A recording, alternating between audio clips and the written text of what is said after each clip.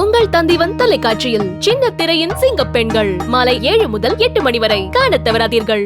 கள்ளக்குறிச்சி மாவட்டம் சின்னசேலம் சிவன் கோயிலில் உள்ள வராகி அம்மனுக்கு சிறப்பு திருவிளக்கு பூஜை நடைபெற்றது. உலக நன்மை, மழை வேண்டி அனைவரும் நலமுடன் வாழவும் ஏராளமான பெண்கள் குத்துவிளக்கு ஏற்றி சிறப்பு பூஜை செய்தனர். முன்னதாக வாராகி அம்மனுக்கு 11 லட்சம் மதிப்பிலான 2500 ரூபாய், 2000 ரூபாய், 100 ரூபாய், 50 ரூபாய் நோட்டுகளால் மற்றும் 200 சவரன் நகைகளாலும் அலங்காரம் செய்யப்பட்டிருந்தது.